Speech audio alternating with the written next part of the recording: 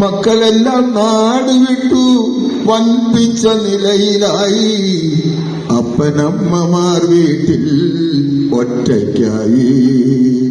മക്കളെല്ലാം നാട് വിട്ടു വൻപിച്ച നിലയിലായി. അച്ഛനമ്മമാർ വീട്ടിൽ ഒറ്റയ്ക്കായി. 60 വയസ്സായി വാർദ്ധക്യം വന്നടുത്തു. എഴുന്നേറ്റു നടക്കാൻ പോലും വയ്യാതായി. വാർദ്ധക്യം വന്നെടുത്താൽ മക്കൾക്കും മരുമക്കൾക്കും വൃദ്ധരെ കാണുമ്പോൾ പുച്ഛമാണ്. വാർദ്ധക്യം വന്നെടുത്താൽ മക്കൾക്കും മരുമക്കൾക്കും വൃദ്ധരെ കാണുമ്പോൾ പുച്ഛമാണ്. കിളവരെന്നും കിളവിയെന്നും നാമനിർദ്ദേശം ചെയ്യും. പിന്നത്തെ വീടിയൊക്കെ അപ്രകാരം. കിളവനെന്നും കിളവിയെന്നും നാമനിർദ്ദേശം ചെയ്യും. പിന്നത്തെ വീളിയൊക്കെ അപ്രകാരം. 60 വയസ്സായി വാർദ്ധക്യം വന്നടുത്തു. എഴുന്നേറ്റു നടക്കാൻ പോലും വയ്യാതായി. മുക്കാലിൽ നടക്കുന്ന വൃദ്ധനെ കാണുമ്പോൾ അച്ഛാന്ന് വിളിക്കാൻ പോലും നാണം തോന്നുന്നു. മുക്കാലിൽ നടക്കുന്ന വൃദ്ധനെ കാണുമ്പോൾ അച്ഛാന്ന് വിളിക്കാൻ പോലും നാണം തോന്നുന്നു. എന്തു പറഞ്ഞാലും ഏതു പറഞ്ഞാലും കോപത്തോടാണ് അവരുടെ പ്രതികരണം. എന്തു പറഞ്ഞാലും ഏതു പറഞ്ഞാലും കോപത്തോടാണ് അവരുടെ പ്രതികരണം.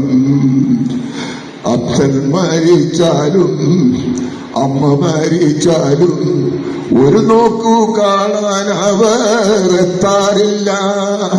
അച്ഛൻ മരിച്ചാലും അമ്മ മരിച്ചാലും ഒരു നോക്കു കാണാൻ അവർ എത്താറില്ല. മക്കൾ ഉണ്ടായാലും മരുമക്കൾ വന്നാലും ഭൂസ്വത്തിലാണ് അവരുടെ എത്തിനോട്ടം.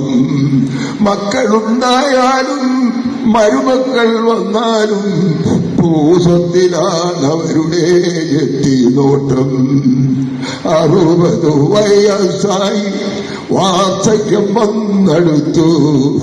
എഴുന്നേറ്റു നടക്കാൻ പോലും വയ്യാതായി. മക്കളുണ്ടായാലും മരുമക്കളുണ്ടായാലും വയോജനങ്ങൾക്ക് ആശ്രയം അനാഥാലയം. മക്കളുണ്ടായാലും മരുമക്കളുണ്ടായാലും വയോജനങ്ങൾക്ക് ആശ്രയം അനാഥാലയം. ആരാന്റെ മക്കളെ തൻ മക്കളാക്കിയാൽ വീടിന്റെ നാശം തുടങ്ങിടുന്നു.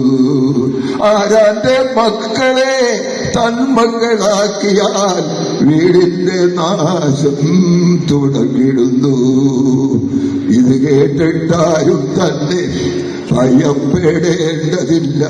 കലിയുഗത്തിന്റെ ഒരു ലക്ഷണമാണ്.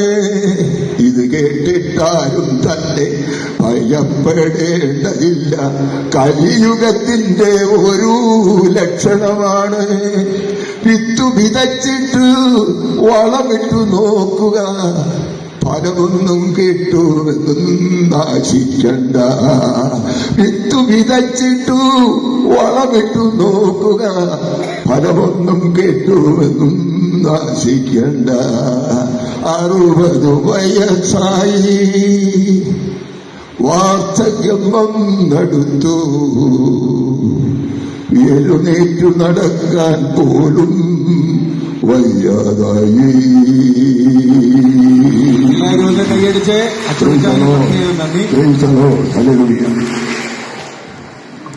പിതാവായ അബ്രഹാത്തിന്റെ വിശ്വാസ സമൂഹത്തിൽ